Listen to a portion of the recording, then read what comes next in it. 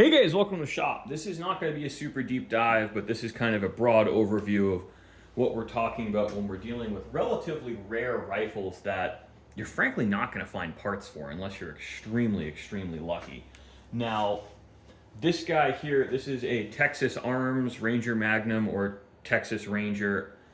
I really don't know. I've been told two different things. There's fairly limited information on these particular guns because there weren't that many made. This is actually the second one I've seen, and it has the higher serial number. The other one I've seen is serial number, what was it? I want to say it's in the 1800 range, and this one's in the 2500 range. So, really not that high production numbers. And interestingly enough, both of them are left-handed rifles. Now, I suspect this company's whole niche was making left-handed guns when they were new.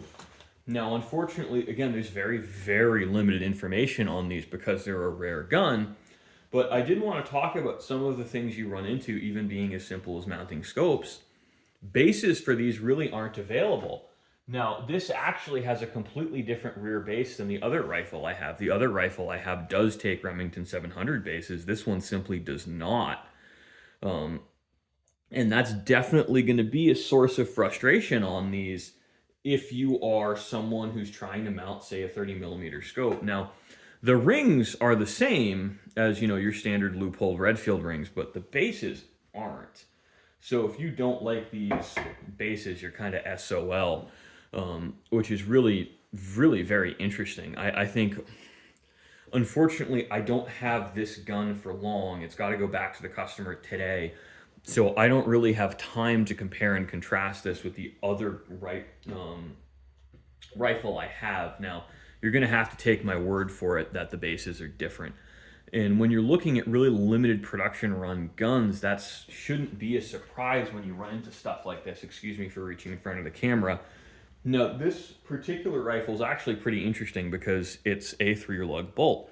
And externally, it's very similar to a Remington 700 in a lot of ways, with some Weatherby features. I think it's a shame these guns didn't take off. I think they were just too expensive at the time.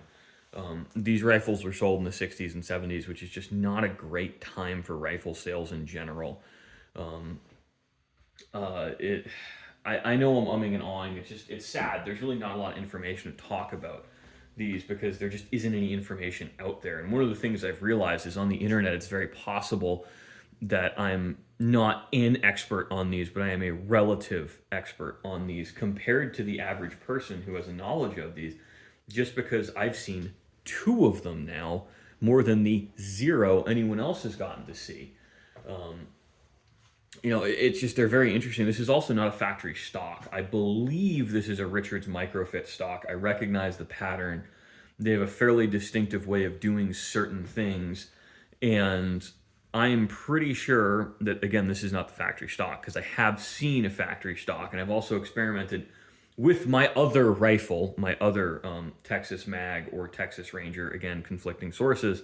They drop into Remington 700 stocks. So there are options if you own one of these. At least one of mine does. I haven't tested on this one because I don't want to take it apart and risk damaging everything.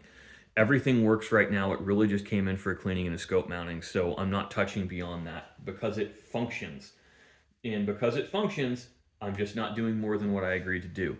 Now, especially on a gun like this, because if I lose or break parts, we're up shit creek without a paddle. There's just going to be no options for repair. And again, I think these are really cool, interesting guns. Like, I'm thrilled I got to see one because it's a nice break from, again, all the Remington 700s and all of the really boring guns I see. And I think one of the, if not the most distinctive design feature on this rifle in today's day and age, at the time it was a 3-lug bolt, but the trigger and safety are actually attached to the trigger guard. They're not attached to the action, which I'm not a huge fan of cross-bolt safeties, but I think on this rifle it makes sense. Just again, based on my sample size of 2 of these, I've never seen a right-handed one. The only 2 I've seen are left-handed guns. In the other rifle I've seen, most of the parts aren't there. These seem to have been disproportionately lefty guns, and I think that's why they still have somewhat of a cult following, because for a long, long time, you really couldn't see a lot of the mainstream rifles in left-handed configuration.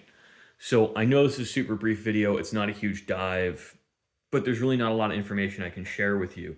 Um, I feel like kind of one of those forgotten weapons videos, but there's nothing really notable about these other than using Belleville washers inside the bolt body. And with my other gun, we'll take that apart and look at it because I don't care if I scratch that one. It's not complete.